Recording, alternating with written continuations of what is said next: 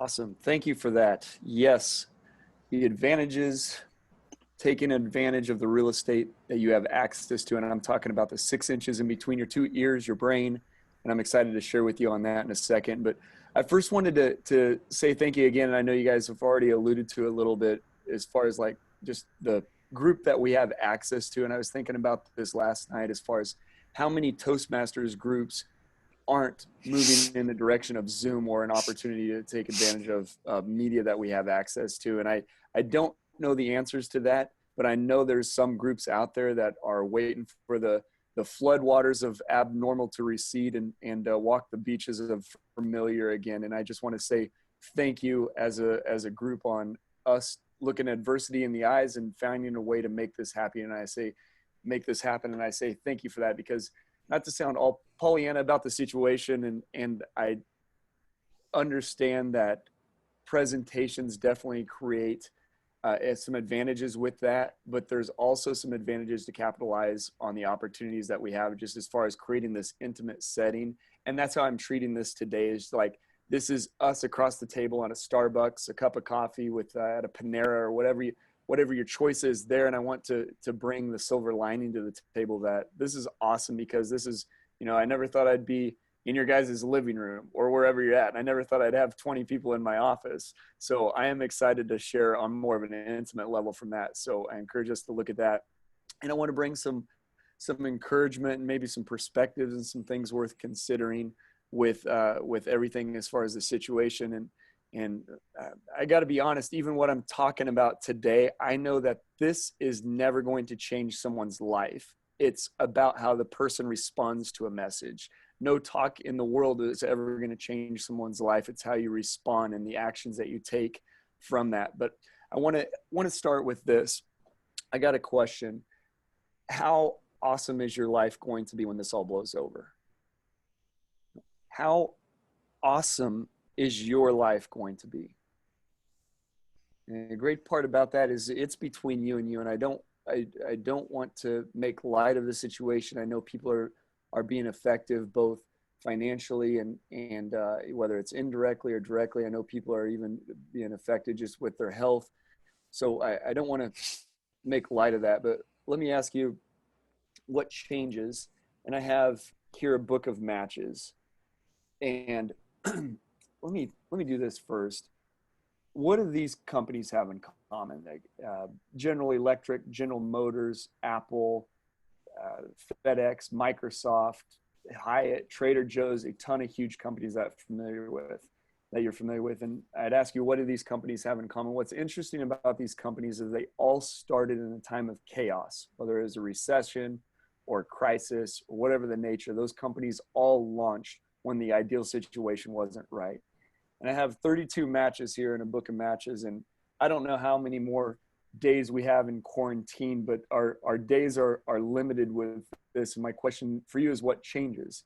If this match represents a finite amount of energy in a day, and what most people do is they wake up and they start their day and they're burning all of their energy on things that they can't even control. And the next thing they know, the day is gone. And you have a finite number of these to take advantage of. And I encourage you to what I would call focused energy to position yourself on taking advantages of what's at hand. I love the fact that we're forced to change into a Zoom and learning different skills, if you will, and learning different technologies and processes will change. So we have focused energy, but what do we focus the energy on is a good question. And I found that a way to make this happen is through your habits.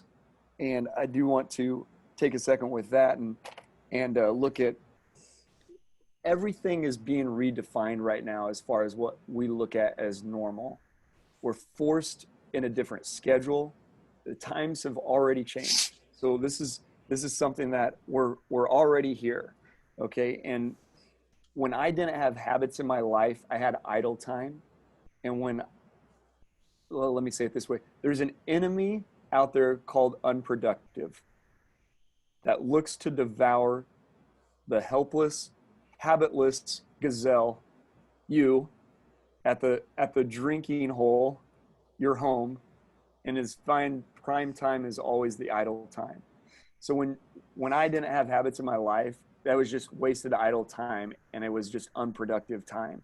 So when big things change, this is what I've noticed is this is the time to implement different habits in your life.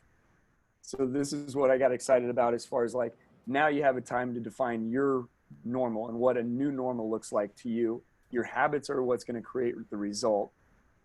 So with all that said, all of this leading up, and I don't really want to call this like a book promotion because I'm only talking about 30 pages of this. It's Seneca on the Shortness of Life. And the book's longer than 33 pages, but the 33 pages define what it defines how you can make your life productive and have the end result that you want.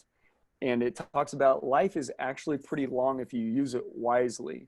Going back to my match analogy, most people are burning all their energy on stuff that doesn't matter and stuff that's not going to produce the results that they want. And if they focus on the things that they can't even control, then the next thing you know, they've wasted a day and 2 days and 3 days and 4 and so on and so forth. And it builds on and on top of each other. And this is the book that changed for me what my habits and why I wanted to make a focus on sharing and just redefining what my new normal was. I read this book for the first time a couple of years ago, and I read this book for the first time a couple of years ago, and this was before child. This is before that whole new realm of life, and you read it a second time and things change and your situations change. And now we look at the opportunity that we have here as far as I just ask you, what changes for you? How awesome is your life going to be? And that's a question that you have to start with to figure out where you want to go. So with that, I'll turn it back over to you. Thank you. Very good. Thank you, Jeremy. Appreciate that.